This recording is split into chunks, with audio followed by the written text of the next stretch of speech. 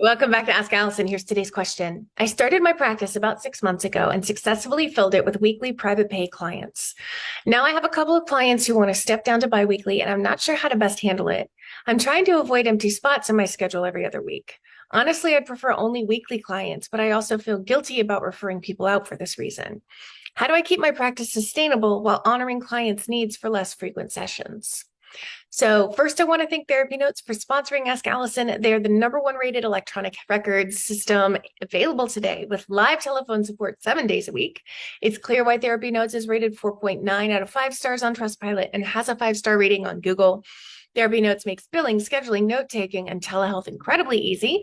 And now for all you prescribers out there, TherapyNotes is proudly introducing ePrescribe. If you're coming from another EHR, they will import your demographic data free of charge so you can get going right away. Find out why more than 100,000 mental health professionals trust TherapyNotes by going to therapynotes.com, using the promo code ABUNDANT, and getting 2 months absolutely free. So I can hear both how much you care for your clients and how business-minded you are. And luckily, there's a great win-win here. I want to make sure that the people who want to be seen every other week, clinically, that makes sense for them. If it's a financial decision for them, but it's not what would be clinically recommended, then I might consider referring them out to somebody who either takes their insurance or has a lower private pay rate or sliding scale, because you've already built this very successful practice fairly quickly. So you know that the referrals will continue to come in. But if clinically it makes sense for them to go biweekly, then let's take it from there. That's the assumption we'll make going forward in this conversation. I would track the timing of when clients go down to biweekly to see if there's any sort of pattern. Of course, every client's different, but just in case there are patterns, we want to know about it. So if you see that Ethan went to biweekly at 12 weeks, and Dan at 10 weeks, and Joel at 11 weeks, you might find some averages you can work with to anticipate this.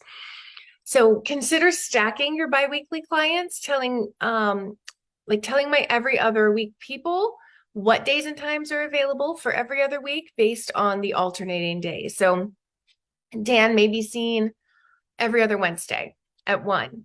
So when Joel goes biweekly, we can put him on the opposite Wednesdays at 1. And then Ethan maybe Tuesdays at 10, and that opens up a space for the next person who might want to move to biweekly on the alternate Tuesdays at 10. I hope I said that clearly. For many therapists, this might also be like a directive boundary issue.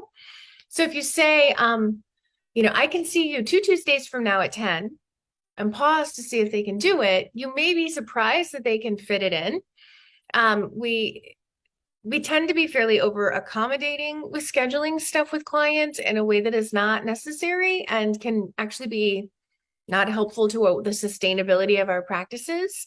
So tell them what time is best for you and see how it lands before giving other alternatives. Do not be afraid to be directive. If they say no, you figure something else out. You see if maybe that other person can come at this other time. So let's see. I think I covered everything I wanted to cover in this one. I hope that helps. Congrats on filling your practice. It's a huge accomplishment.